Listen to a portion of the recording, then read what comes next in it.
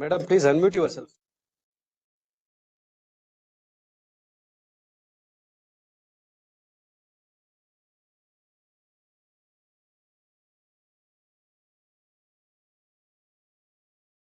Madam, voice is not audible.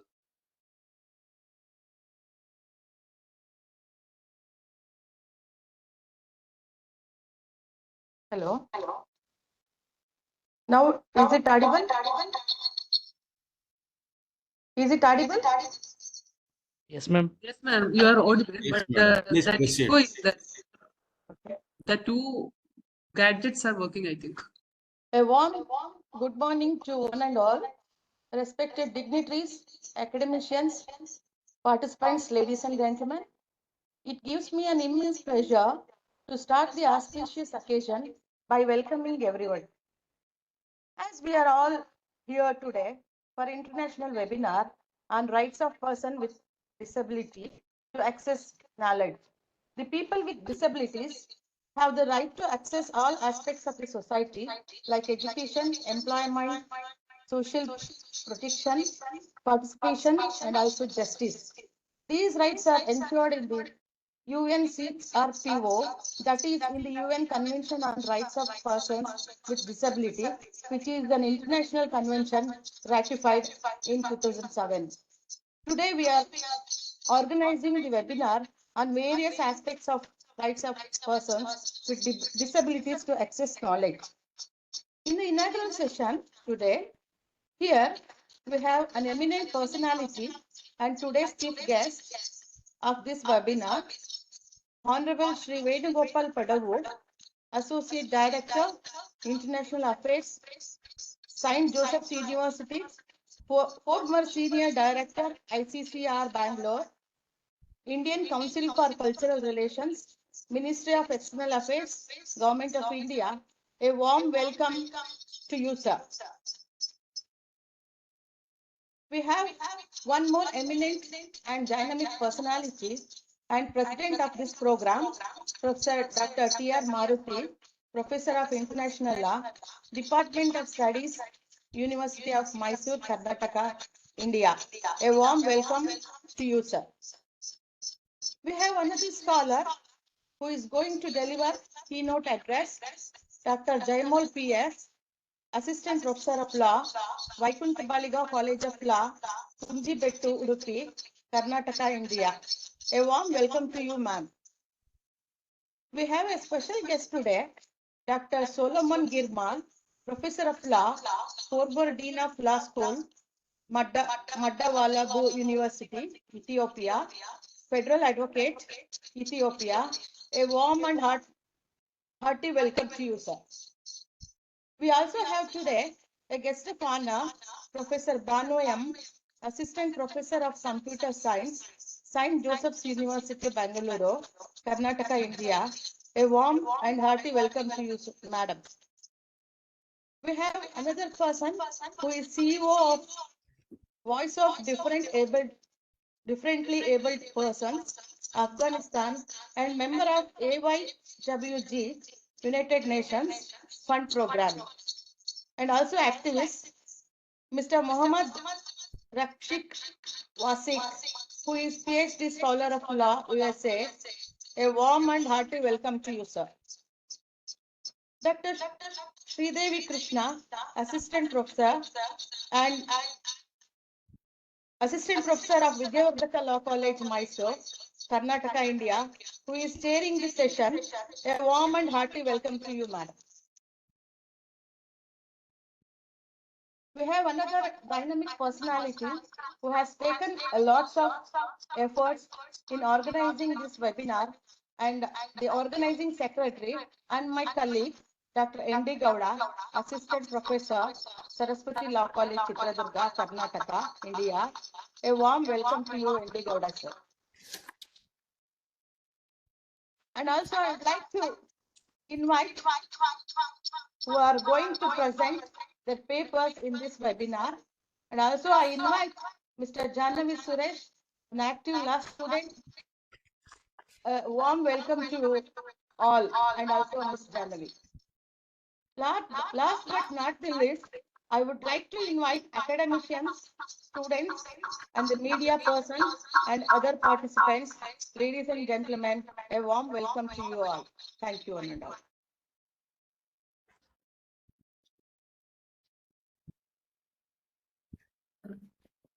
Thank you, Professor M.S. Devi, ma'am, for your warm welcome. It's now my privilege to introduce our esteemed chief guest, Shri Venugopal Kadavu. His extensive contribution to the fostering. Uh, Ma'am, could you please mute the mic? Thank you, ma'am.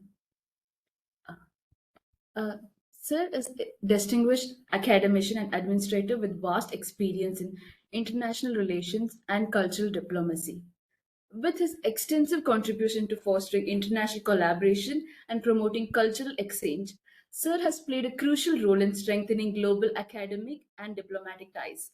His deep understanding of cross border education initiatives and advocacy for inclusivity makes him an ideal speaker for today's important discussion on rights of persons with disability to access knowledge.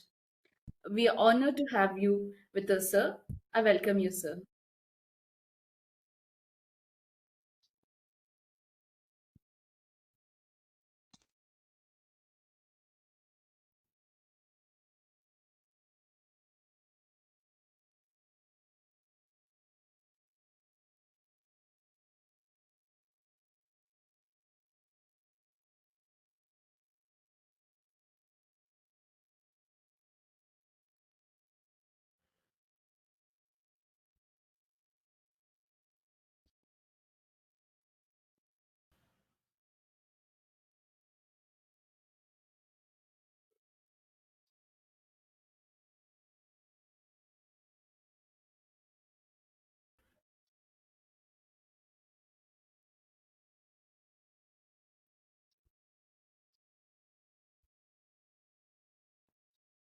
Maybe he's not connected.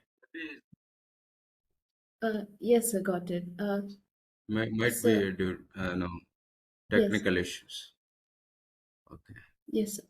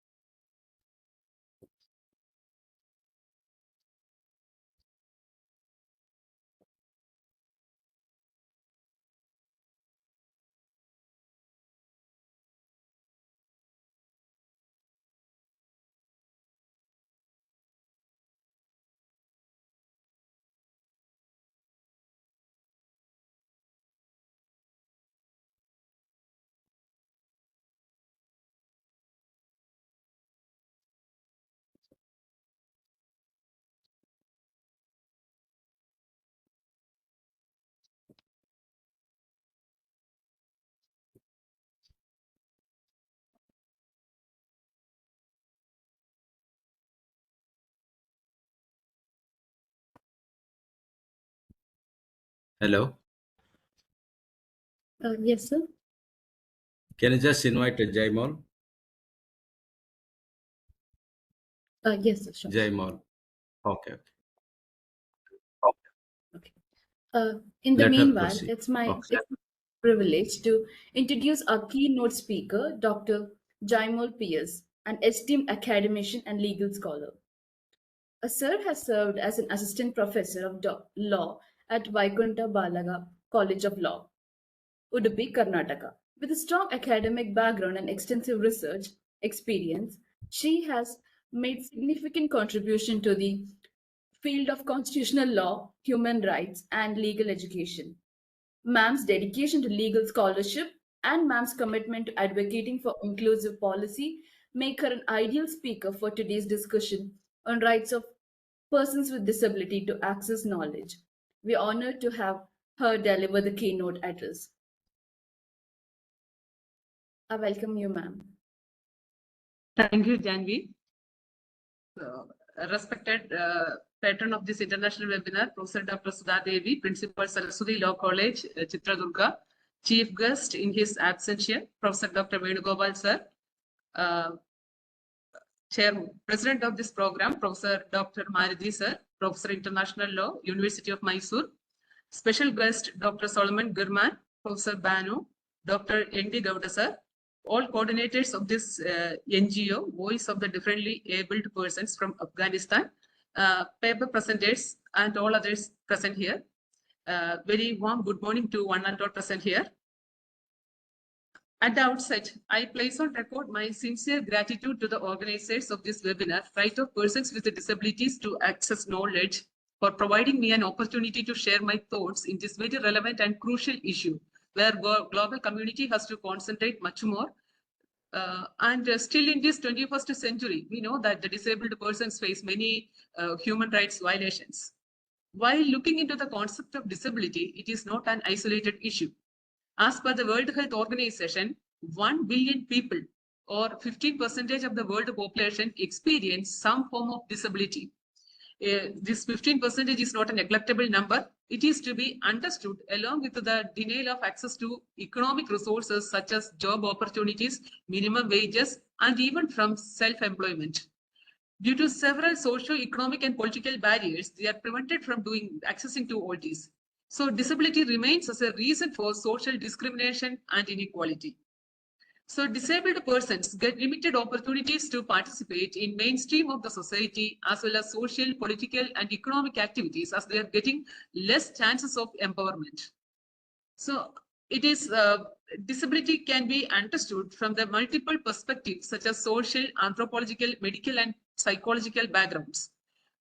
When it comes to this the medical background, it can be defined as it is defined as an impairment which needs treatment, or they treated it as a disease. In the case of social model perspective, it is explained that disability is created by the society by restricting impaired persons from accessing resources. In this context, the definition given under Article 1 of the International Convention for the Rights of the Persons with Disabilities is very, very important. So it defines persons with disabilities include those who have long-term physical, mental, intellectual, or sensory impairment, which in interaction with the various barriers may hinder their full and effective participation in society on an equal basis with others. So, however, the World Bank data clearly shows that the rate of employment of disabled persons have fallen down. So that it has also focuses on link between, the World Bank has focuses on the link between education and employment, and educational schemes for children with disabilities have not been very significant according to the World Bank.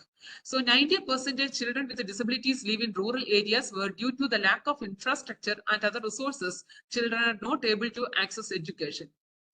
In this context, it would be appropriate to understand the measures taken in the United States of America and the United Kingdom in comparison with India. So that is what I'm going to speak for the next few minutes. So undoubtedly, it is agreed by all countries that access to knowledge is a fundamental right, and ensuring this right for disabled persons requires full legal frameworks that mandate inclusive education, accessible resources, and technological accommodation.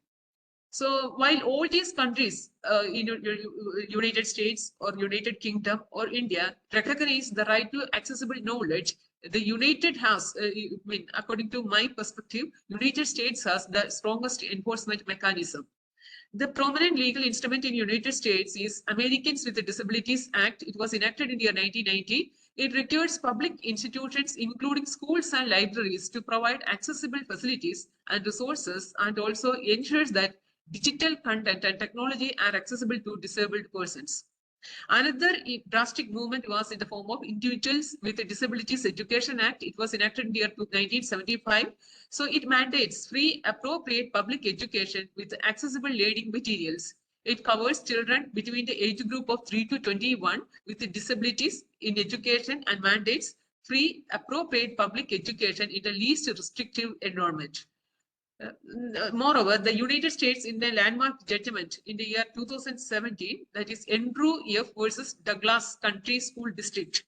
So it is the Supreme Court clarified the standard for what constitutes a free, appropriate public education under this act.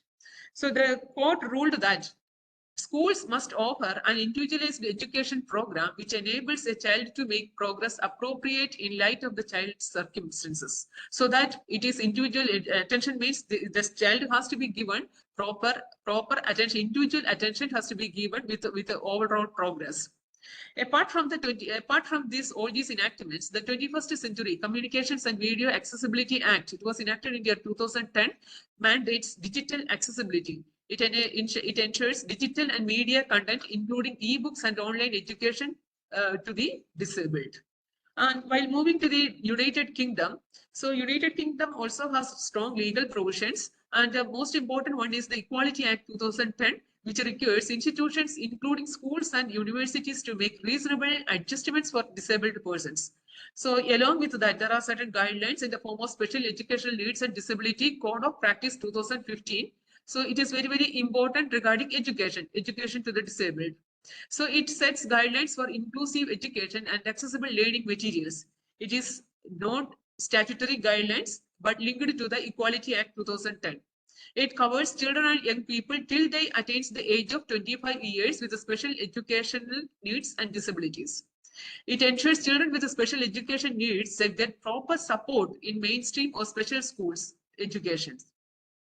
And while moving to the Indian perspective, Indian aspect, it has several laws. We know that India has several laws and policies aimed at ensuring disabled persons to access to knowledge. So there are constitutional mandates, statutory framework in the form of Right to Education Act, and along with that, there is Right of Persons with Disabilities Act 2016. So which covers accessibility in education and information. It requires educational institutions to provide inclusive education, accessible reading materials, and assistive devices. So it also promotes the use of sign language, braille, and other accessible formats. It ensures inclusive education in mainstream schools with assistive devices and specially trained teachers. In tune with this act, the higher education stream inclusivity is incorporated and ensured through national education policy recently. And even assessment and regulatory bodies like NAC prescribes criteria for assessment. I mean, this disability measures taken by the higher education institution is a criteria for its measurement. And University Grants Commission provides funding for the disabled-friendly atmosphere. And while looking into the enforcement side, government provides some support, but implementation is inconsistent in this regard. These facilities are not very useful in rural areas because students are not trained in computer. They do not know English. Majority of disabled persons have no access to assistive devices. So whatever assistive devices are supplied by the government are of lower quality and not accessible to the people. And in this regard, it is a mandate that higher education institutions have to provide this disabled-friendly atmosphere to the students. But if you look into the number of universities that implement all these things, we can see that some universities like Delhi University, Jawaharlal Nehru University, Hyderabad University, then University of Pune, some universities have implemented these students-friendly atmosphere and libraries. And a few colleges like St. Xavier's in Mumbai, Loyola College, Chennai were also developing special learning centers for the disabled. So while coming to this implementation side, no one is bothered or no one is taking care of all such things. Then as it is stated by the Honorable Supreme Court in Disabled Rights Group versus Union of India, inclusive education as a fundamental right, and also observed that special schools should not be the only option. It mandates that mainstream schools should be equipped to accommodate disabled students. Likewise, in many decisions, the Supreme Court, not only in this decision, many decisions, the Supreme Court has upheld the basic rights of the disabled. So I would like to conclude by saying that inclusion is not a choice, it is a human right. So disability is a natural part of the human experience and in no way diminishes the right of individuals to participate in or contribute to the society. I hope that this one-day webinar will bring forth serious discussions and discourses and suggest new strategies for the disabled. With this, I conclude, and I wish to convey my heartfelt gratitude to Voice of the Disabled Afghanistan and Saraswati Law College for bringing me a part of this great event. Thank you. 10 minutes been given to me. I think I was within that time frame. Thank you. Thank you so much. Ma'am, next, it's an honor to introduce a special guest, Dr. Solomon Girma, a distinguished legal scholar, academician, and advocate.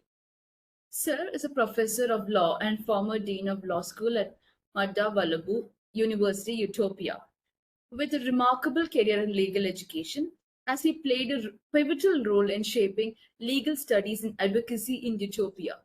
As a federal advocate, he has contributed significantly to the legal profession, focusing on justice, human rights, and legal reform. His deep expertise in international and comparative law, along with his commitment to legal empowerment, makes his presence at today's discussion highly valuable. His insights will undoubtedly enrich our understanding of rights of persons with disability to access knowledge from a broader global perspective. Please join me in welcoming Dr. Solomon, sir. Sir, the stage is yours. Thank you very much. It's an honor to address this thematic gathering. Thank you very much. Actually, today I try to focus on the protection of displaced refugees. In this regard, I try to give some summaries on the protection of refugees as much as I can. So, when we see displaced refugees, what call disabled refugees, sorry. When we call disabled refugees, of course, refugees by their nature, they are disadvantaged. These are disadvantaged group of society. Of course, when disability added on this, it makes the problem more serious for this kind of refugees. Of course, disabled refugees are individuals with disabilities who are forced to flee their home countries due to either conflict or persecution or disaster. So, of course, there is an international instrument which governs refugees. Of course, there is no separate legal instrument at international level to protect disabled refugees. So this is one gap that we observe when we talk about disabled refugees.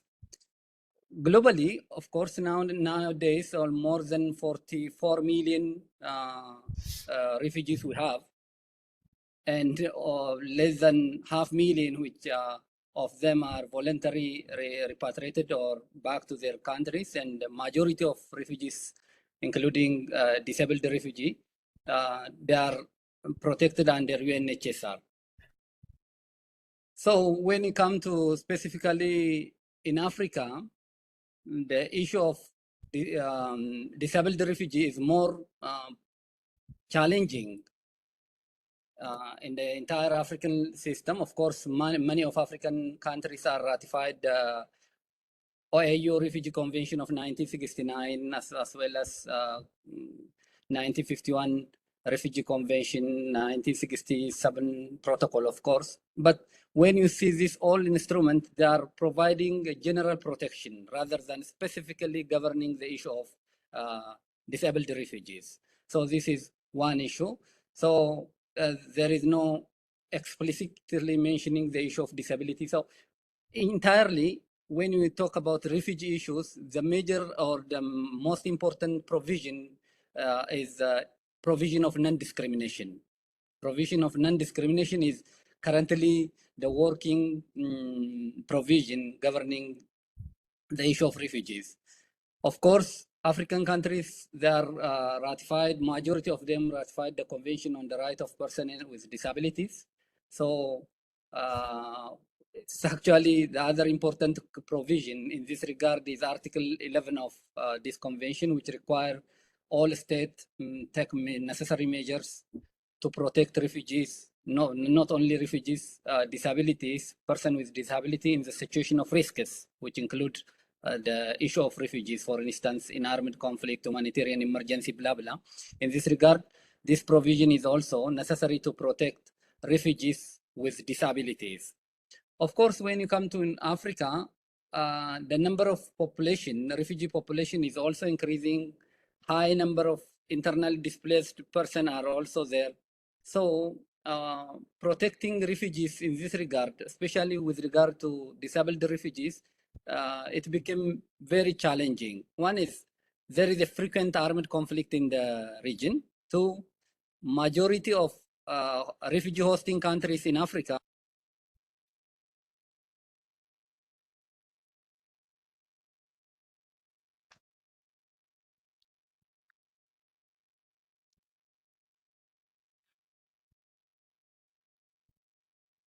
Sir, you are on mute.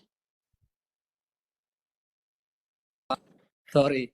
The other key challenge in Africa with regard to refugees with disability is that when we see domestic laws, refugee domestic laws of majority of African countries, they are not as such specific provision in their legal system to accommodate disabled refugees or asylum seekers.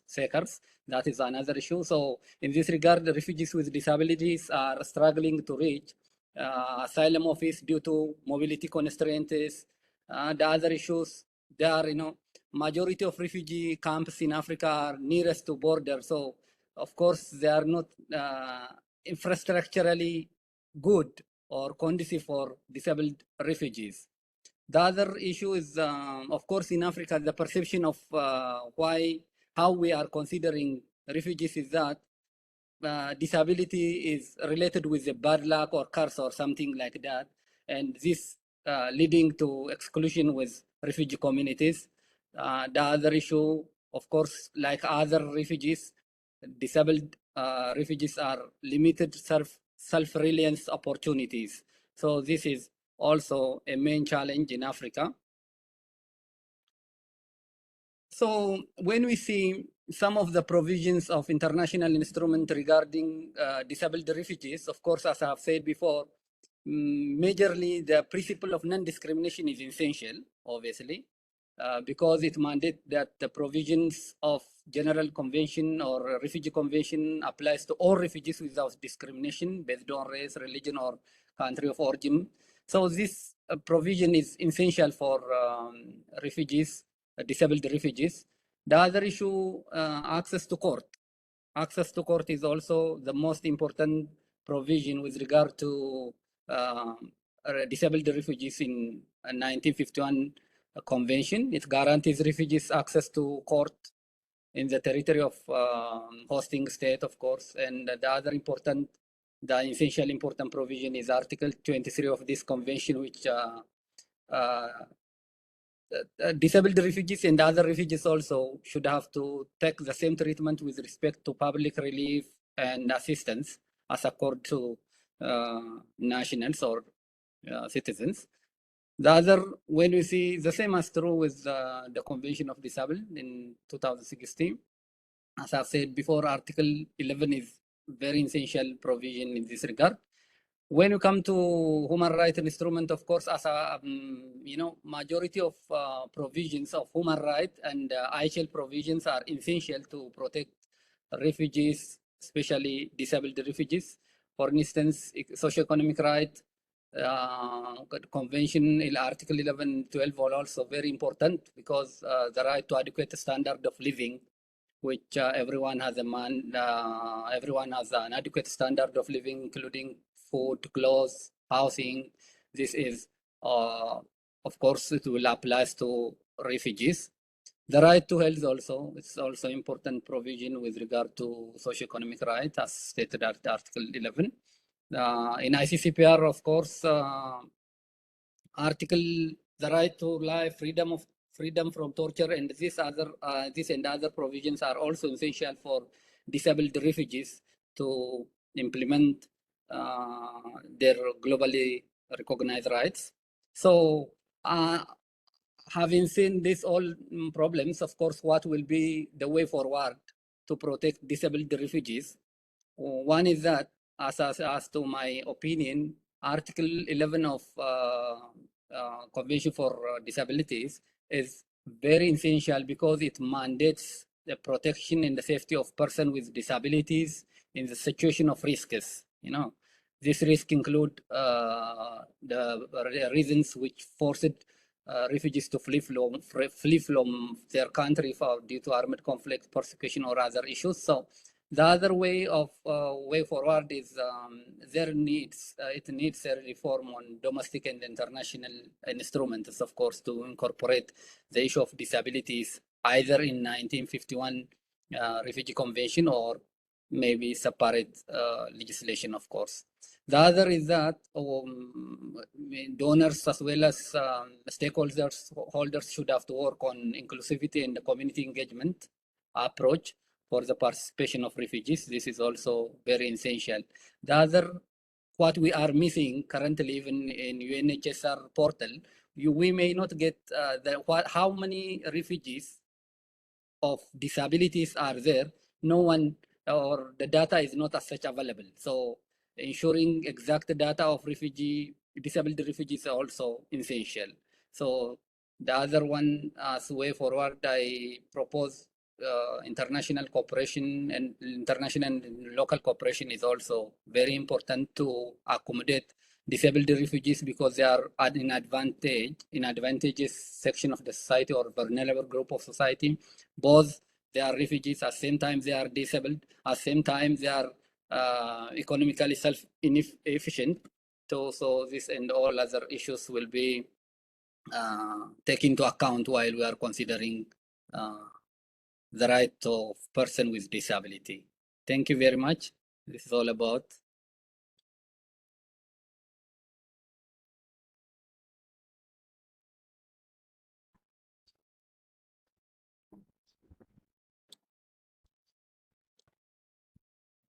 Thank you, sir.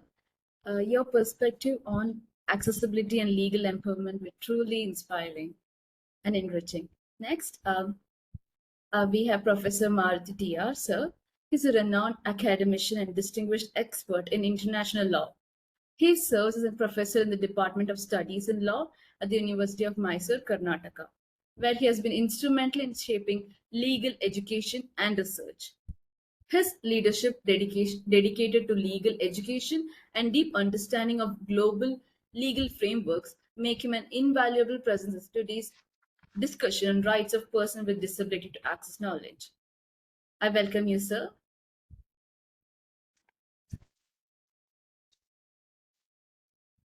Good morning.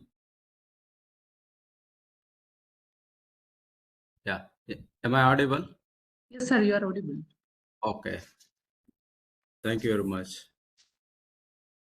Good morning once again. Esteemed instrumental of this international webinar, Kadriya Hasimi, Institute of Legal and Policy Research, Afghanistan, Chief Patron of this today's function, Professor Dr. Sudha Devi, Principal of Saraswati Law College, Chitradurga, Organizing Secretary of this webinar, Dr. N.D. Gowda, and his fellow friends, research scholars, students, above all, ladies and gentlemen. It gives me great pleasure and honor to be a part of this international webinar, especially on rights of disabled in accessing knowledge. It's really a wonderful program, as I believe. It's left to you how exactly this webinar will be helpful to the entire civil society as a whole. Keeping in view of all these, this has been actually uh, functional with a view to understand the problems of a human being all over the world, not only in India, cutting across the world. Just now, Jaimal and Solomon Girma, who have outspoken on the rights of the disabled from the perspective of fundamental rights and the human rights as well. You just look into UDHR, Universal Declaration of Human Rights, ICCPR 1966, then International Covenant on Economic, Social and Cultural Rights 1966. They're all actually well noted. They have come across on the basis of historical injustice and practical denials. Why laws are favoring disabled, there is a meaning in it. However, you may be dealing with lots of rights, right to life, liberty, fraternity. They include even food, clothes, shelter, right to education, right to livelihood. All in all, you may be finding not an issue. When it comes to the knowledge of the practical issues and challenges, they face a lot. And you know the fact that, and you should know where exactly you have come from, then only you will be appreciated. Where are you going? This is one thing I would like to share with you. On the other hand, fruits of justice should be shared to the people who are left out in the society. It means that triple justice should be made available compulsorily. It might be social justice, economic justice, and political justice. So that has to be looked into with a view to understand the problems of a human being all over the world. Of course, laws are divided into several perspectives, as it has been rightly pointed out by two speakers, especially on refugees and internally displaced persons. Soon after the establishment of a United Nations system and its half-century enactments, of course, all are well protected. There is no exception to disabled people all over the world. This is what one could understand. On the other hand, few people have come from biological imbalance. So they are highly biologically imbalanced. For them, law shall be made available. And in one word, I can say that at the moment when you're just dealing with disabled people, why laws are favoring disabled because of historical injustice and practical denials as well. That has to be looked into. And on the other hand, and you should know where exactly you have come from, then only you will be appreciated. This is one thing. You should grow naturally how plants and trees are growing. And moreover, if rather you would say, you cannot be a stronger by exploiting others. Exploitations and discriminations shall not be tolerated.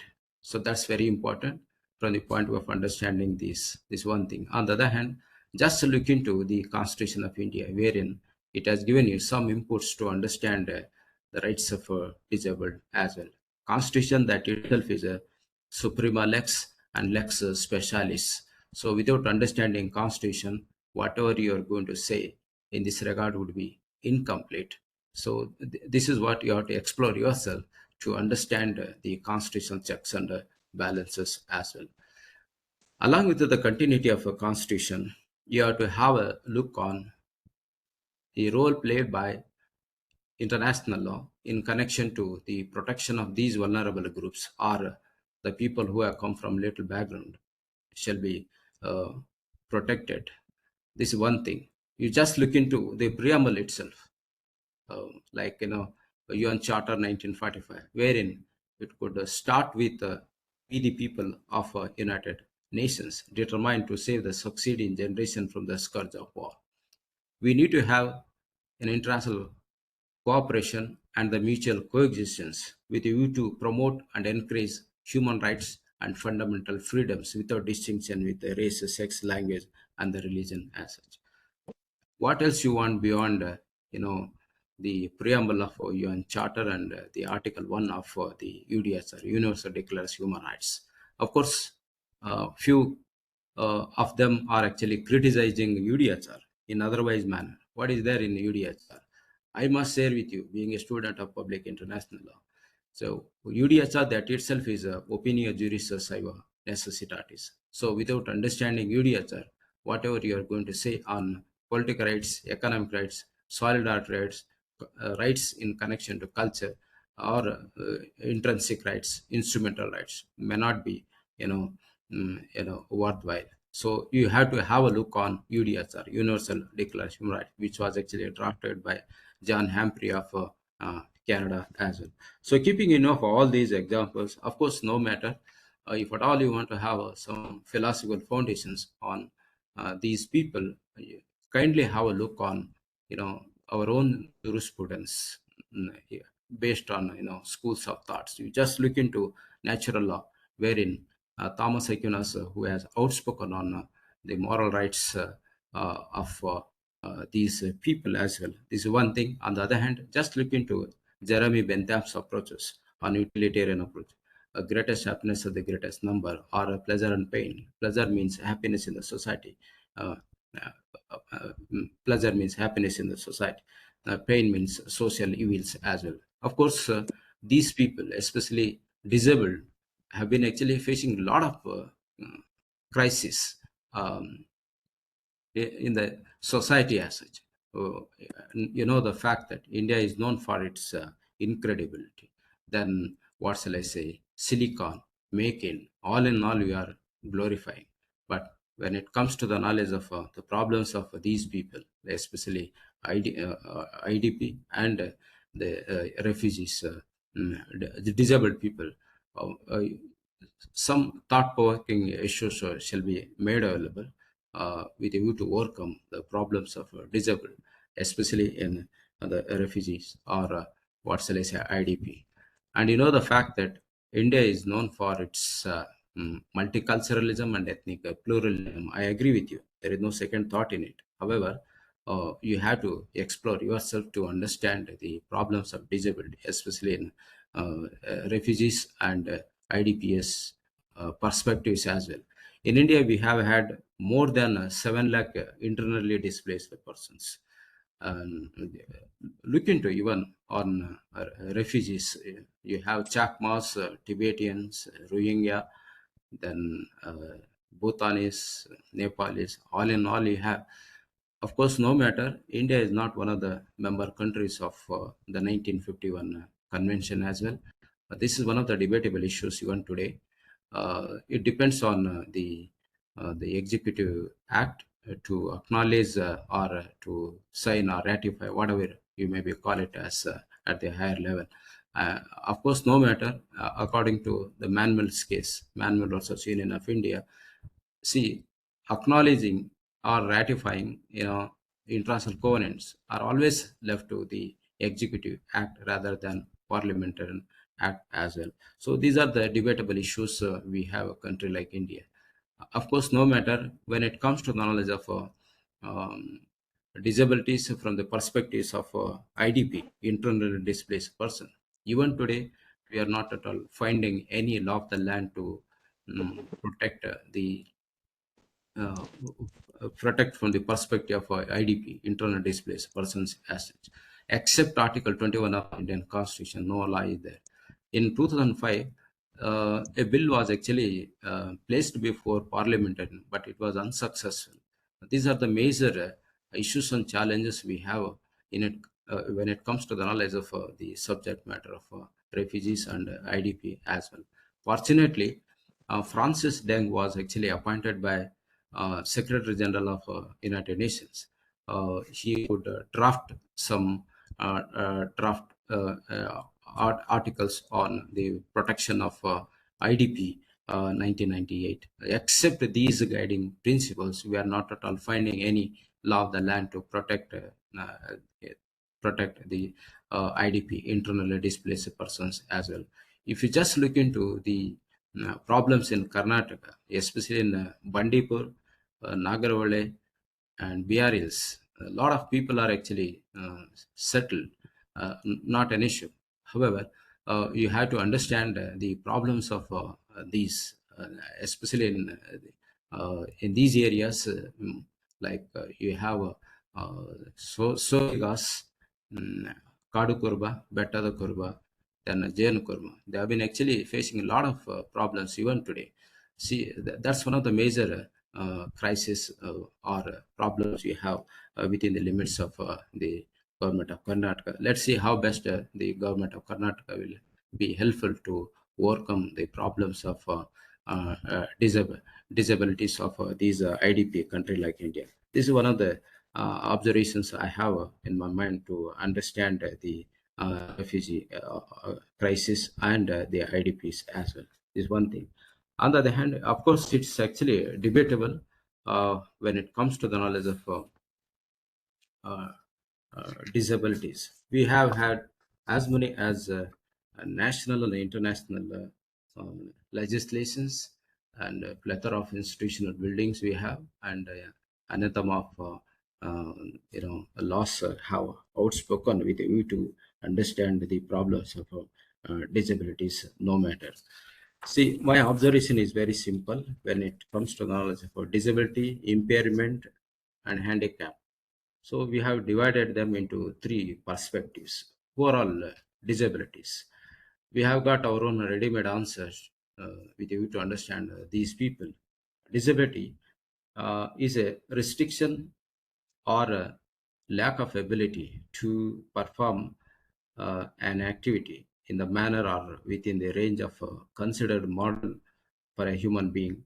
It describes a functional limitations and activities, restrictions caused by impairment, that is difficulty in seeing, speaking, hearing, learning, difficulty in moving or climbing stairs, difficulty in grasping, reaching, bathing, eating, and exertion. So these are the major problems you have in connection to the subject matter of disability as well. See, apart from disability, what does it mean? Impairment.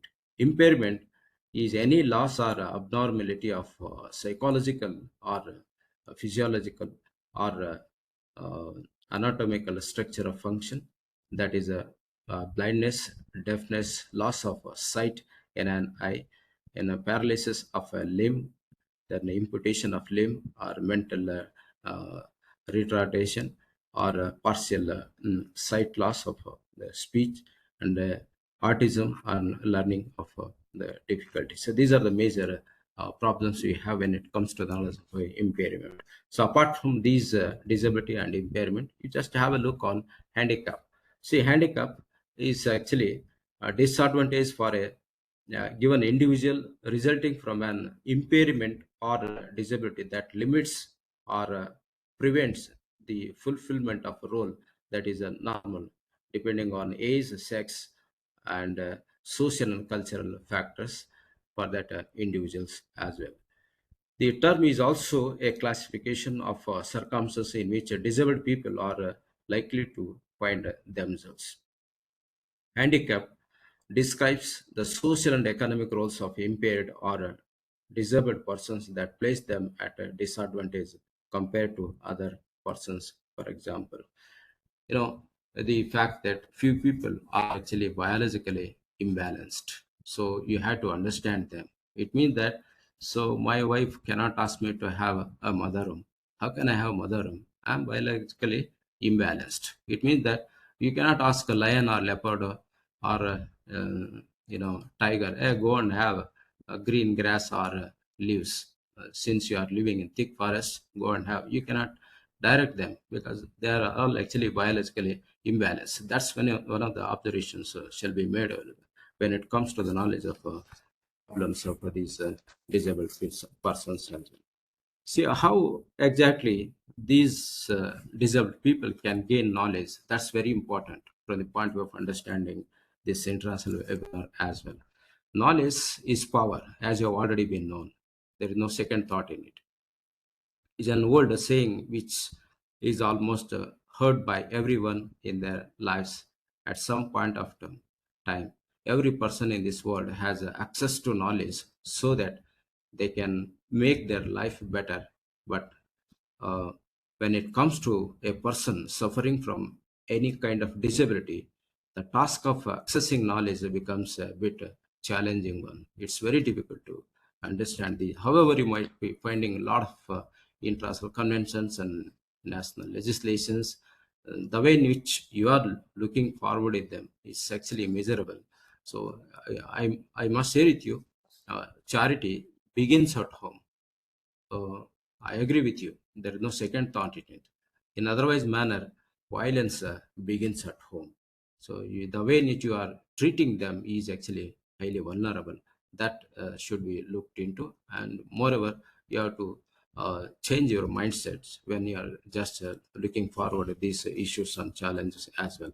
Apart from this, persons with a disability are more prone to exploitations, lack of proper resources, unequal treatment, and also in some case deprived of from their basic rights, which worsen the condition of person and pushes them into the negative aspect of the life as well. They will think otherwise tomorrow. So that therefore you have to treat them as if your own human being. That's very important from the point of understanding this. And apart from this, there are reservations in the jobs, education institutions. Special schools are established for them to perform better. However, these things should be improved very well. Otherwise, these problems should be continued. This is one thing. On the other hand, these laws, especially 2016 Act and 2006 International Covenant, we have had not an issue. These contribute to the progress towards the implementation of Convention on the Rights of Persons with Disability in a national legislation, and such a legislation contributes towards the achievement of the Sustainable Development Goals and the pledge of 2030 Agenda for Sustainable Development to leave no one behind. So even at the international level, there are steps which are taken into note of with a view to protect, promote, and encourage the rights of these disabled. However, it takes time to understand these disabled people. Apart from these, you have the World Intellectual Property Organization, which is the global forum for intellectual property services, policy, information, and cooperation, with a mission to lead the development of a balanced and effective international system which enables innovation and creative for the benefit of all governing bodies and uh, procedure as well. Of course, no matter. So all these agencies have set up with a view to understand even disabled people as well. Look into the Marrakesh Treaty. So a lot of treaties have come in with a view to understand disabled as well. So my observation is very simple. After having gone through these national and international legislations, of course, there shall be a very good research to be conducted and viewed. The disabled person that has to be inculcated as well, and trained mentors and guides should be recruited for them to help in accessing the facilities. The more institutions need to be established where disabled people can access their required materials at one place. This is very important. And moreover, ambience do play a greater role in every achievement. They should be encouraged with a full enthusiasm and positivity. This is very important. On the other hand, recognition of those should be made who are working for disabled without any profit motive for the encouragement. And above all, awareness and transparent system will help everyone in assessing the materials at the case as well. So keeping in view of all these observations and the developments at a higher level, of course, there are some institutional buildings have set up with a view to understand a disabled country like India. But there is a long way to understand them. We have had, take for an example, the National Institute for Visually Handicapped, which is set up in Dehradun. It's also working on these disabled people. Apart from these, we have a National Library for Visually Handicapped and the Institute for uh, uh, Orthopedically Handicapped. All these institutions have set up with a view to understand these people. And this is one thing. And as a student of law, I've been actually witnessing these issues on the basis of some laws. Take for an example, we have a constitution, we have educational laws, health laws, family laws, succession laws, labor laws, judicial process, even in income tax laws. There are some facilities given to these disabled people as well. And apart from these, we have a Person with a Disability Act 1995, the Mental Health Act 1987, Rehabilitation Council of 1992, the National Trust for Welfare of Person with Autism, cerebral palsy and mental retardation, and Multiple Disability Act 1999 we have.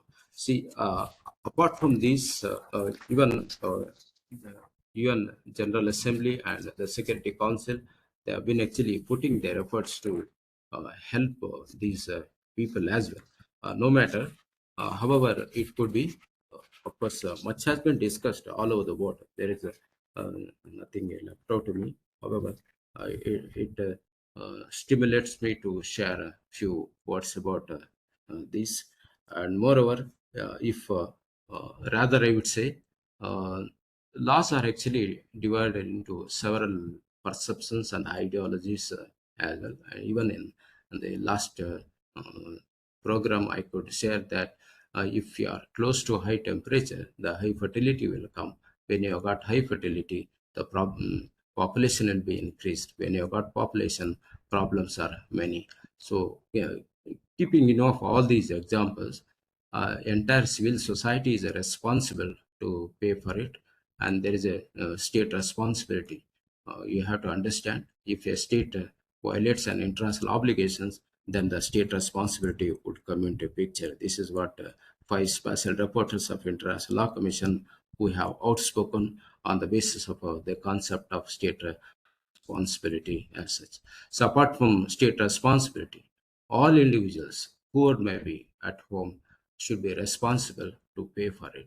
They should see these people as if their own human being. That's very important. Humanity and the dictate of public conscience should be looked into, without which it would be virtually impossible to live as a human being. So obviously, if rather I would say, as it has been overemphasized by Solomon, who could share his views even on refugees, IDP, and rest of them, not an issue. However, there is a room for discussing all these issues from the point of view of having a look on these vulnerable groups, or the people who have been actually redirected from the society as such. So therefore, law is from many systems. You have to understand, law is a means to achieve an end itself. This is what even Stephen Nego, who could say, law is an instrument of social change. It may change from time to time as science and technological development. You have to be flexible with the law of nature. That's very important. You have to have a look on law of nature, and it means that you have to accustom to the custom of the law of nature. Otherwise, nature will take retaliation and reprisal against a human being as well. So keeping in view of all these aspects, I request all the paper presenters to have a look on these issues seriously and understand the contents of these legislations, come out with new approaches to understand the issues and challenges from the perspective of disabled people who have been actually facing a lot of crisis here and there. And you know the fact that if somebody is actually crying at home, mother should know why he is or she is crying at home. That's very important. It means that it is one of the responsibilities on the part of the civil society to look into the matter very seriously. With these few aspects, I take this opportunity to thank organizers for giving me an opportunity to share a few words about today's function. Thank you very much.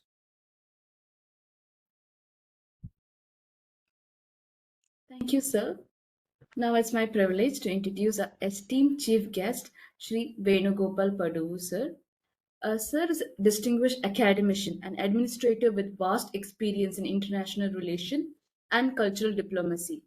Sir is currently serves as Associate Director of International Affairs at St. Joseph University. Prior to this, he held the prestigious position of Senior Director at Indian Council for Cultural Relations, Bengaluru, under the Ministry of External Affairs, Government of India. With his extensive contribution to fostering international collaboration and promoting cultural exchange, Sir has played a crucial role in strengthening global academic and diplomatic ties. His deep understanding of cross border educational initiatives and advocacy for inclusivity makes him an ideal speaker for today's important discussion. We are honored to have him with us today to share his insights and perspectives on this critical issue. I welcome you, sir. Thank you. Good morning. It is indeed my pleasure to join for this timely and crucial discussion on the right of persons with disability to access knowledge, a topic that filled with the core inclusivity, justice, and equality in today's world. As we focus on the intersection of disability rights, knowledge, access, and intellectual property, it is imperative that we recognize the profound impact this has on the lives of people with disability, as well as on the progress of societies that champion their rights. Talking about the introduction, the power of knowledge and the challenge of access. The age-old saying, knowledge is power, holds true for everyone, regardless of their ability or background. It empowers individuals to break free from limitations to learn, to grow, and to contribute meaningfully to society. However, for persons with disabilities, accessing knowledge can often present significant challenges, whether through physical, mental, intellectual, or sensory impairments. The barriers to access can hinder their full participation in society, as defined by the Rights of Persons with Disability Act 2016.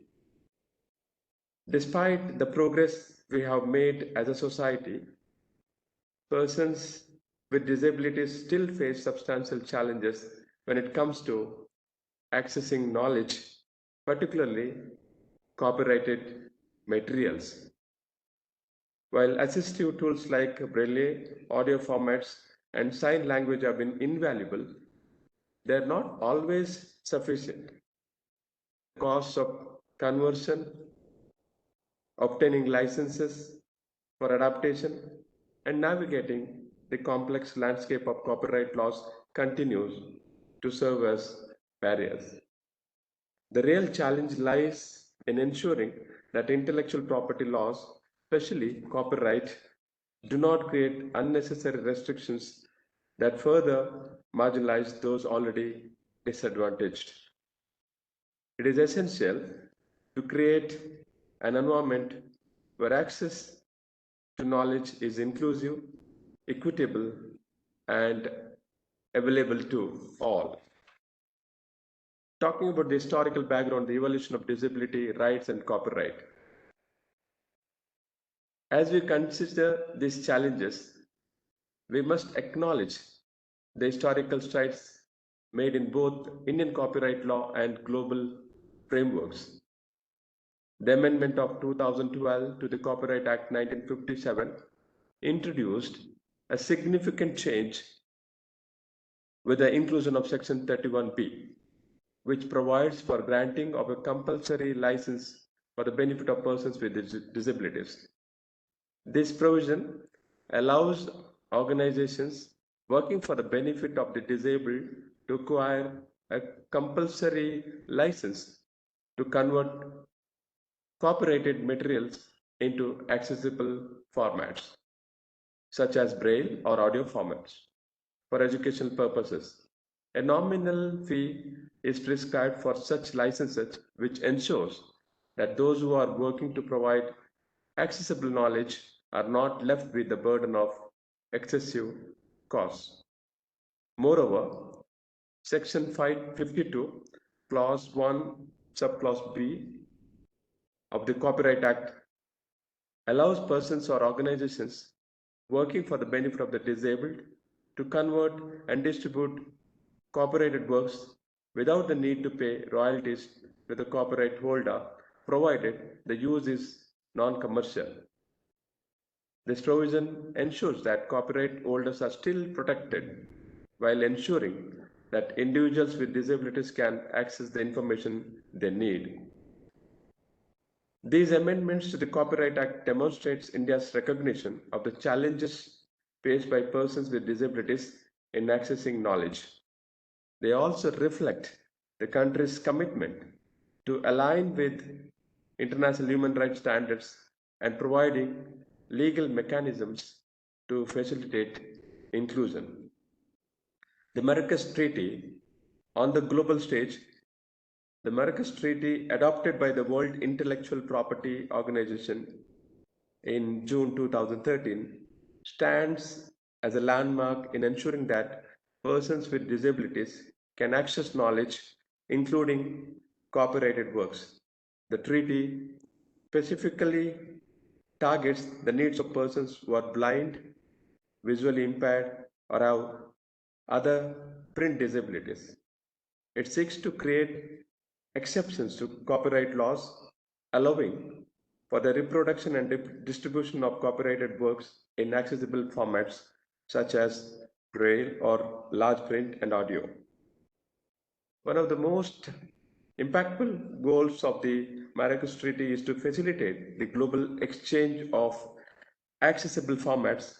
For example, the Accessible Books Consortium, which operates under WIPO, which has made over 635,000 accessible titles available to people with print disabilities.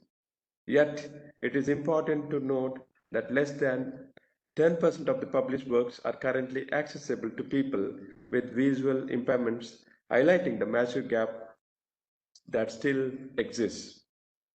India was among the first countries to ratify the Marrakesh Treaty in 2014, signaling its commitment to making published works accessible to all citizens, irrespective of their abilities.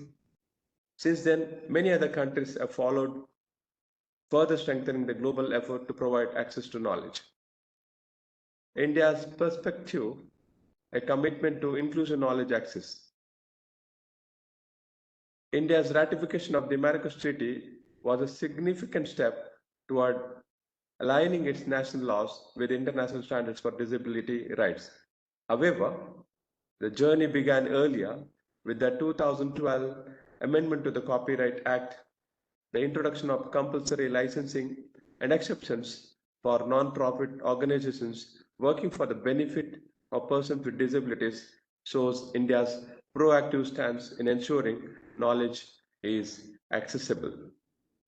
India's legal framework for disability rights is robust, but there is still more to be done. The challenge lies not only in the implementation of laws, but in ensuring widespread access to knowledge for all. More institutions need to be established where persons with disabilities can access educational resources, specialized libraries, and assistive technologies. These institutions should offer not just physical spaces, but also digital platforms where access formats of educational material can be readily accessed. Moving forward, while the legal and international frameworks are evolving, there are still many areas for improvement. As we continue to move forward, here are some key suggestions that can ensure a more inclusive and accessible future. Research and involvement of persons with disabilities. Research on the specific needs of persons with disabilities should be conducted. These studies should focus on the barriers to access and the best ways to overcome them. The voices of persons with disabilities must be at the heart of policy development. Training and mentorship programs. Governments and NGOs should collaborate to create trained mentors and guides who can assist persons with disabilities in accessing available resources and navigating assistive technologies. Third point is establishment of dedicated centers. More specialized institutions should be created to serve as central hubs where persons with disabilities can find accessible educational material and assistive technologies. These centers should focus on a wide range of needs from primary education to vocationally training. Next, cost reduction and funding. Governments and organizations working for the disabled should be provided with funding and cost-effective solutions to facilitate the creation of accessible materials. Cost reduction in the conversion of materials and technologies for accessibilities will promote wider adoption. Next is promote awareness and transparency. There should be awareness campaigns aimed at educating both the public and the creators of copyrighted works on the importance of accessibility. Additionally, systems for granting permissions for conversion of work should be transparent and streamlined. The next point is recognition and encouragement.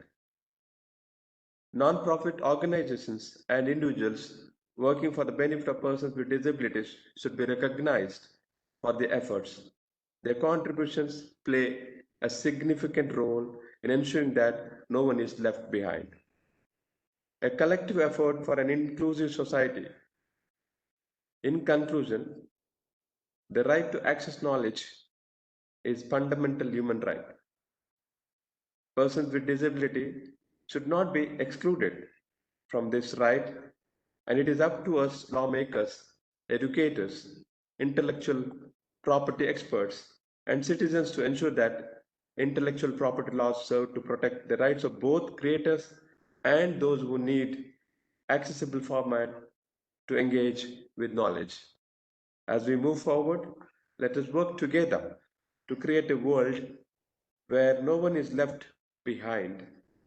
By embracing innovation, technology, and collaboration, we can build a future where persons with disabilities are empowered to access, contribute to, and benefit from knowledge just as any other person would. Thank you all for your commitment, your dedication, and your collaboration in making this world a better place for all. I thank the Saraswati Law College Chitradurga and also the Voice of Difference Labeled Persons Afghanistan, a virtual NGO, for having given me this opportunity to be part of these deliberations. Thank you, and I'm extremely sorry that I joined a little bit late because of technical reasons. Thank you. Thank you so much, sir. Now it is with great pleasure that I introduce our guest of honor, Professor Banu M., a distinguished academician and expert in the field of computer science. Ma'am has served as Assistant Professor of Computer Science at St. Joseph University, Bengaluru, with extensive experience in teaching and research. She has made a significant contribution to the field of technology, digital accessibility, and inclusive education.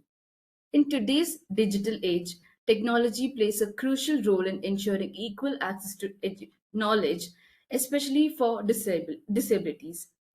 Ma'am, insights in assistive technology, digital inclusivity, and tech driven solutions will add great value to today's session. We are honored to have you with us, ma'am. I welcome you, ma'am.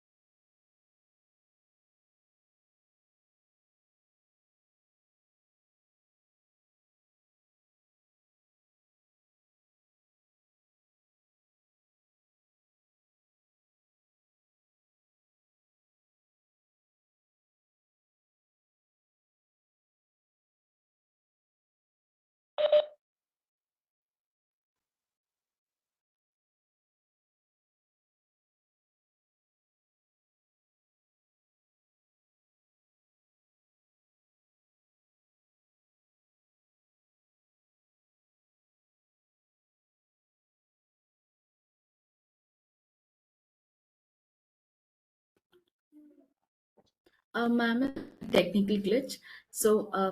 It's my privilege to introduce the distinguished scholar and global advocate for disabled rights, Mr. Mohammad Rafiq Wasik. Sir is a PhD scholar in law in the US and the CEO of Voice of Differently Abled Persons, Afghanistan. His organization has been at the forefront of championing the rights of persons with disability, ensuring their voices are heard at the national and international levels.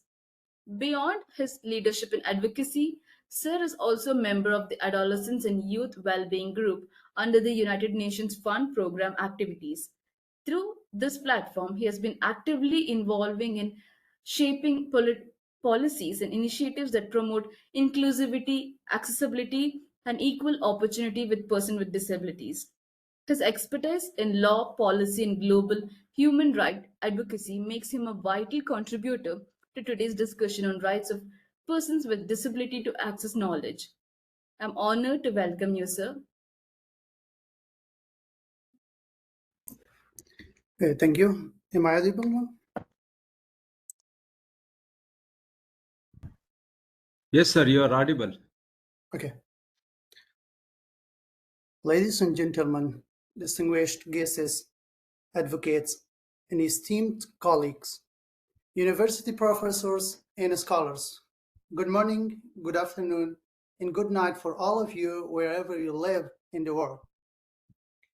Actually, it's an honor and it's a pleasure today. We are together and speak on fundamental human right that transcends borders, cultures, and societies. It is the right of persons with disabilities to access knowledge. As we know, knowledge is power, and access to it is the foundation of equality, inclusion, and social progress. For far too long, persons with disabilities, or we can call special abled this person, have faced barriers in accusing education, information, and technology. These barriers are not merely physically, but systematically embedded in outdated policy, inaccessible education materials, and digital divides. The right to person or the right to access knowledge is not privilege, but a necessity. It is the key to independence, innovation, and full participation in society. The United Nations Convention on the Rights of Persons with Disabilities, I mean UN CRPD, also, and the Marrakesh Treaty affirm the obligation of nations to ensure equal access to educational resources, digital information, and literacy tools. Yet, the reality remains that millions of persons with disabilities still struggle to obtain accessibility books or digital content and adaptive learning environment. So, how we can change this? The answer lies in collective action. What is this collective action? Like, governments must enforce disability laws, mandate accessibility standards, and provide funding for assistive technology in the school or workplaces. Educational institutions must integrate inclusive curriculum, provide digital learning in accessible formats, and train educators in adaptive teaching methods. Technology companies must ensure that digital platform, ebook, and software comply with accessibility guidelines so that no one is left behind in the digital revolution. Publishers and media houses must produce books and materials in multiple formats, like brailles, other books, and easy-to-read text to ensure that learning is for everyone. Civil society and advocacy groups must continue raising awareness, pushing for policy for reforms, and creating spaces where persons with disability can lead the conversation on the right. It's their own right. We should know. Individual must advocate for inclusive practices, support disability-friendly initiative, and encourage community-driven solutions that promote accessibility. So, when we remove barriers to knowledge, we unlock potential. When we ensure accessibility, we foster dignity. When we provide equal opportunities to learn, we create a world where every individual, regardless of their ability, can contribute meaningfully to society. Today, let us commit to action. Let us build a future where access to knowledge is universal, where inclusion is not an afterthought, but a priority, and where every person with disability can dream, learn, and thrive without limitation. Together, we can make this vision a reality. Once again, I thank all of you for your presence and interest to this webinar. Thank you. Thank you.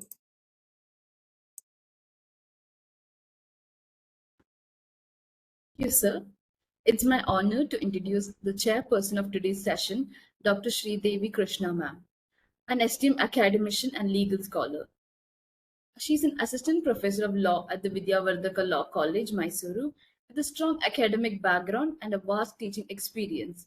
She has made significant contribution to the legal research, advocacy, and policy decision. Her expertise in constitutional law, human rights, and legal education makes her an ideal chairperson to guide and moderate today's session on right of persons with disability to access knowledge. Under her leadership, we are confident that the session will be insightful, engaging, and thought-provoking. I introduce you, ma'am. Thank you, Janvi. Are we starting the session, the paper presentation session? Ma'am, it will be starting at 12:30. I would like to ask you to give a few words. Sure, definitely. Good morning, everyone. It's indeed a very good opportunity for me to just be with you all on this very important topic to be discussed, that is on the right of person with disability to access knowledge. Today it is very important for us to view this particular aspect from the point of human rights. Especially we say that the access to knowledge is a fundamental aspects of human right. So we have to address these kind of issues both at national level as well as even at international level. And there are many such international initiatives which has been taken. Say, firstly, it was under United Nations Convention on Rights of Persons with Disability. So this was actually an international human rights treaty which actually gave more emphasis on right of persons with disabilities, especially for them to access education, information, and participation in all the cultural life. So that is very important for them to have this particular rights to be recognized under international convention. And also that particular convention called for the state or the member state parties to take the proper measure for ensuring accessibility of the life, especially the right to life, including access to various information, may it be a technical information or any kind of information, and also with regard to the communication technology. So this was mainly highlighted under the United Nations Convention on Rights of Persons with Disability. And very recently, as already pointed out by Venugopal sir, it was important turn, or I can say important initiative which was taken during the Marrakesh Treaty. So this Marrakesh Treaty had actually had a remedy to solve this, what you call as the book famine. Says like it was observed that almost throughout the world, there was only 7% of the books, copyrighted books, which were translated to the other languages.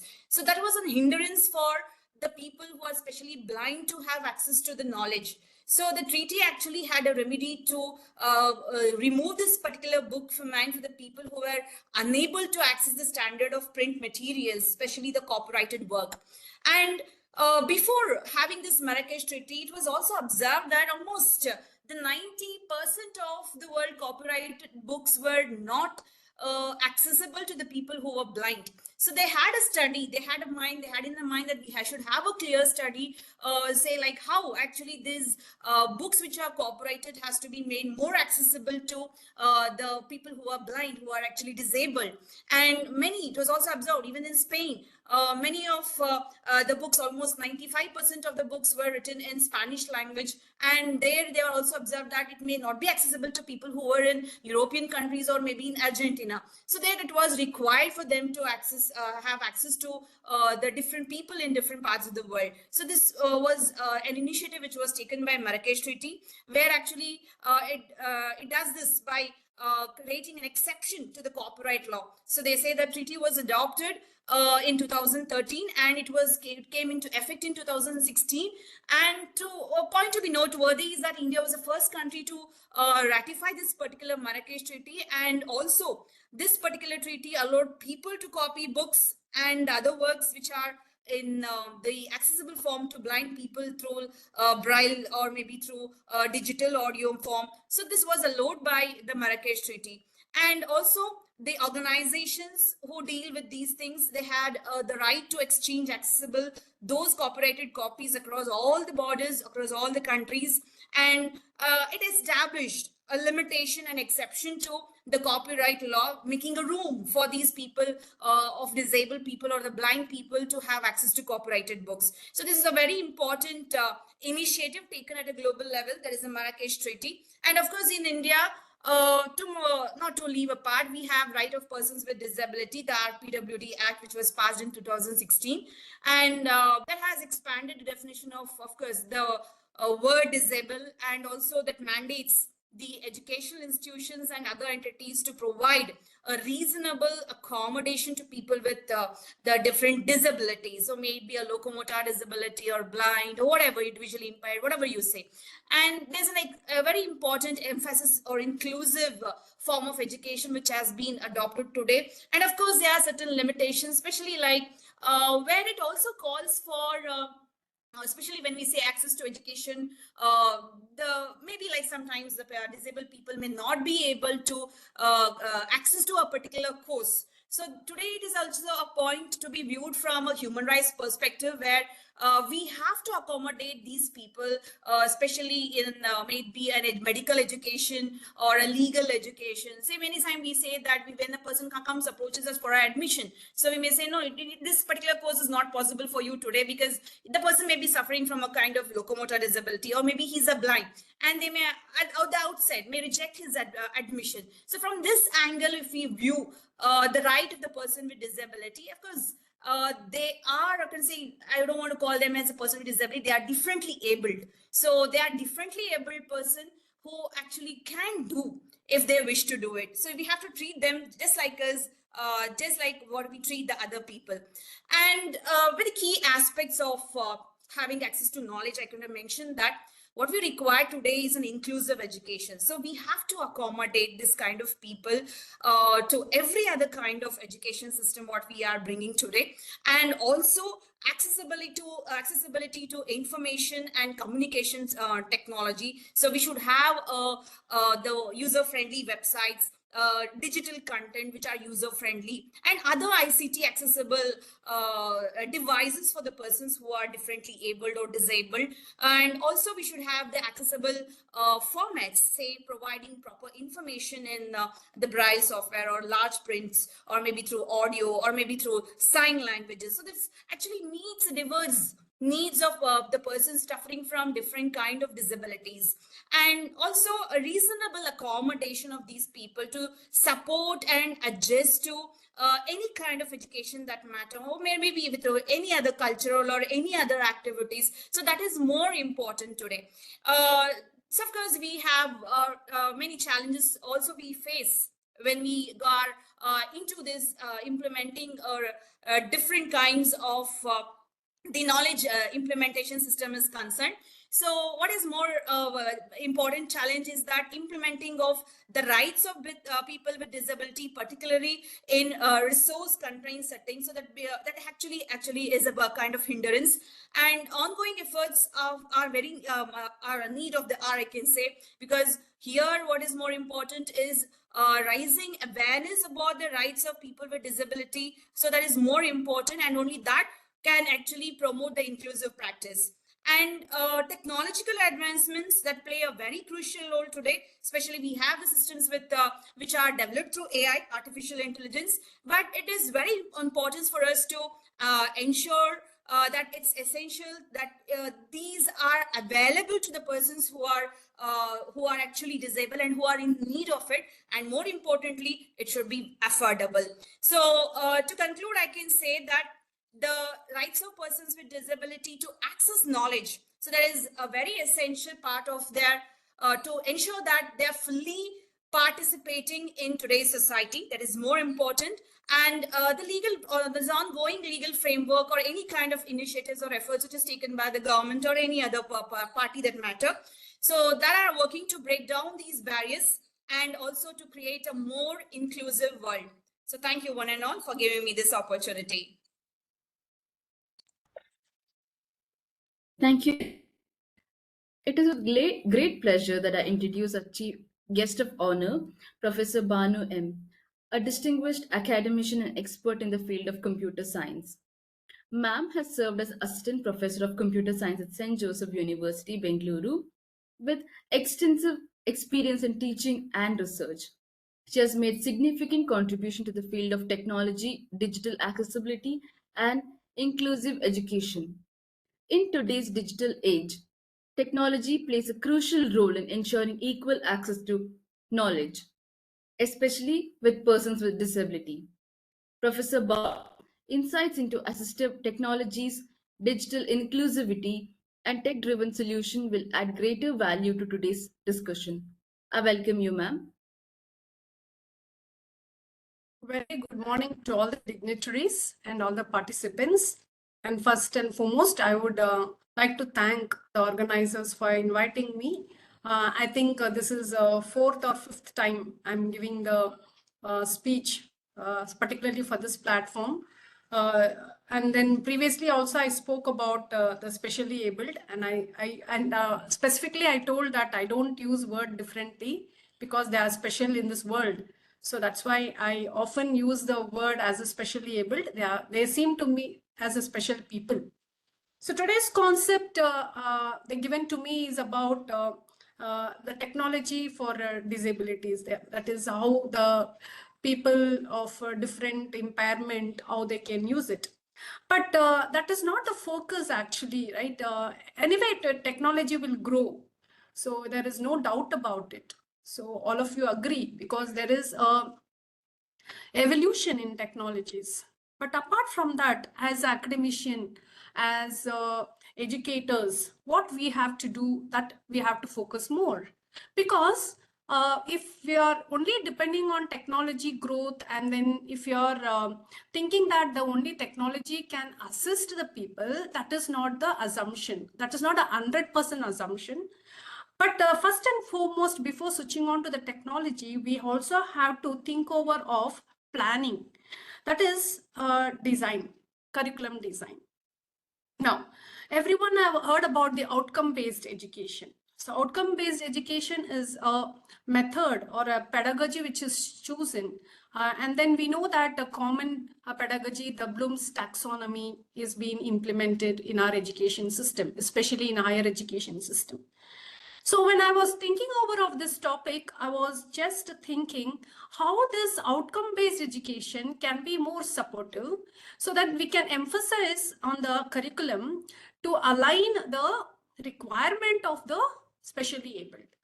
So we are not, any institution has not come up with a curriculum design which is aligning to the differently abled. Or what you can say is about especially their special rights. So how they are going to align the curriculum. So no way the certain percentages being allotted. I think most of them agree to it. Or I don't know the how many institution has joined today. I've given an emphasis for the specially abled concern in preparing the curriculum. Do you agree to me? All of you, at least one reaction. So anyone at least reacting yes or no? Right, that I want to know, because from the groundwork, no institution has come forward to prepare the outcome-based education, which is going to align for the differently abled or the specially abled. So that is what I'm telling here. The first and foremost, the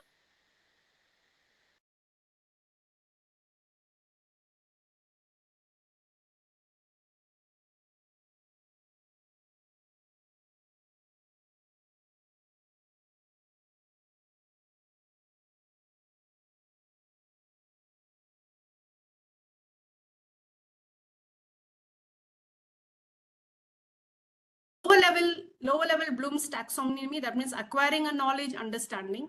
But for if you're going to align the curriculum for the specially abled, then focus on what could be their final outcome. So that is when you're preparing, when the institutions come forward to prepare the curriculum, they have to focus more on what is the final outcome for the students, this kind of special students, how they can sustain in the society. So that sustainability part is not included. So they only think about the lower level acquiring knowledge. So everyone provide education. So many institutions come forward skill based, and then it can be professional programs. So many institutions come forward to provide these kind of courses.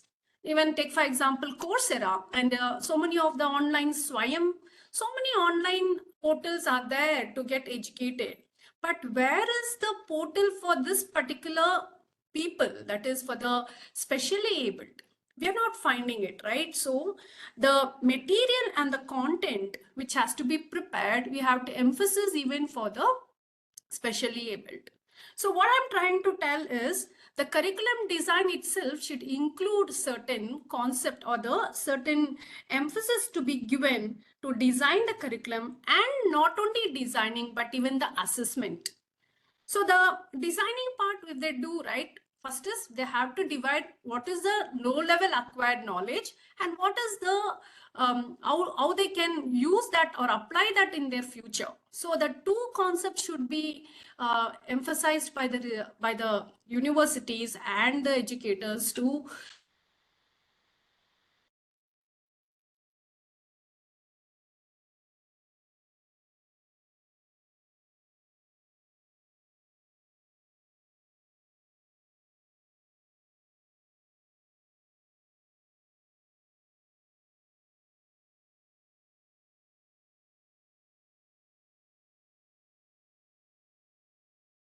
self-entrepreneurs.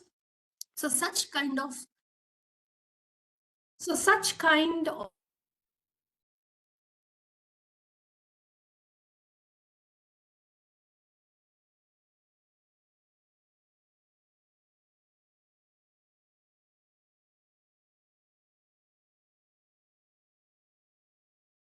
students, how they can perform, and then how they can do the self evaluation. That focus has to be given properly. So when it comes to this, the formulation of the curriculum design with the content, or we can say as a syllabus, plus the assessment part has to be focused together. So the two things, when it's getting aligned, right? So the curriculum design, the content of the syllabus, and the second thing is the assessment. So these two things has to be well planned by the universities, so that when they use the online portals, right? So we have a lot of online courses. So these courses should focus on this kind of assessment, where it particularly improves the knowledge, and then the how to apply that knowledge in the future, that has to be given emphasis even the assessment. So these are the two important initiatives to be taken by the universities for the specially abled. So then how they have to plan, that's more important. So I was talking now about that universities a special concern, right, of the curriculum design and assessment. But how they have to do it, how they have to start. So starting is only by unity, right? So then you unite different universities. The university should come together, and they have to take a survey, and then they have to know, like in every area or the region, how many are specially abled.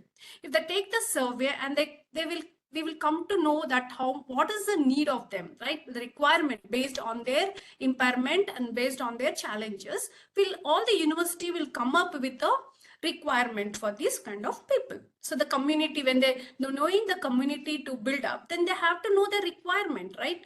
So when the university come forward, then they have to think more, taking up survey first, how many are the specially challenged, and what kind of impairment they have, how the universities can help and come forward.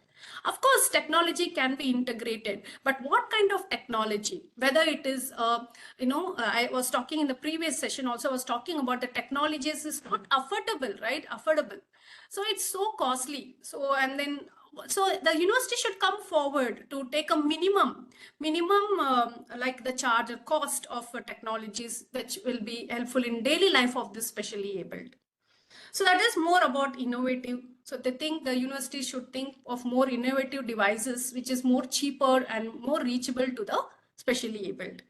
So the third thing I'm focusing on the innovations of the teaching and learning assessment, that is through the technology. First, I was talking about the university have to give the emphasis on the curriculum design, and then they have to emphasis on assessment, and thirdly only they can take up the role of technology.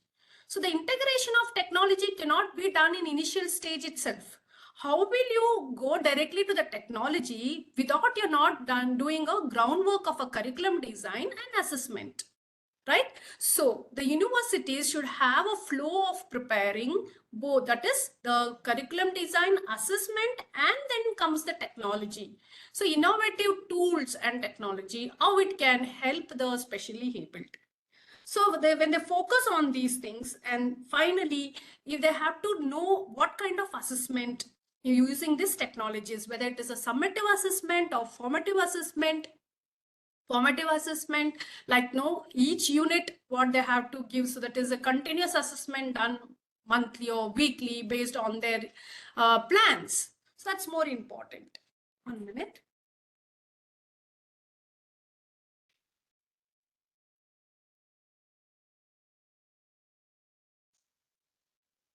So these are the plan, that is what are the percentage of formative assessment they have to do, and what kind of tool the specially abled can use to perform this formative assessment. And finally, the summative assessment.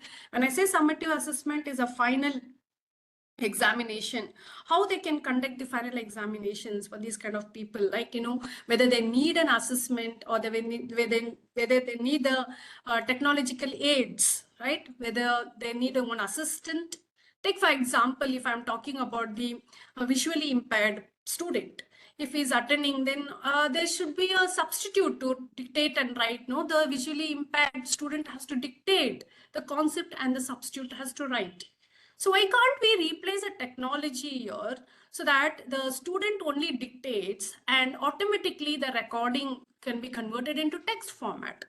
So that is the voice to text translation. So of course, these tools are there available as the AI tools, artificial intelligence.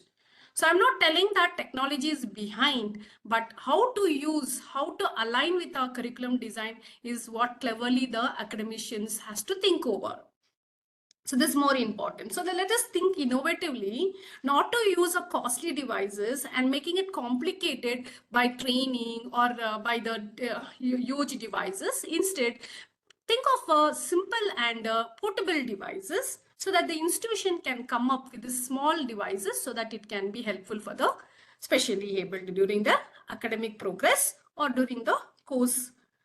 So this is how I'm suggesting that how the academics can have a practice, right? So first and foremost, here those are joined as an institution. Now, how many institutions, I cannot say roughly, at least 2-3 institutions are there. We can start with a small group, come up together, take a survey, and then find out how many are with the different capabilities. Based on that, we can plan together. It's not that, only conduct the webinars, conduct the seminars, or conduct whatever talk or speech, but without taking any initiatives or action, these kind of webinars are not going to be very effective.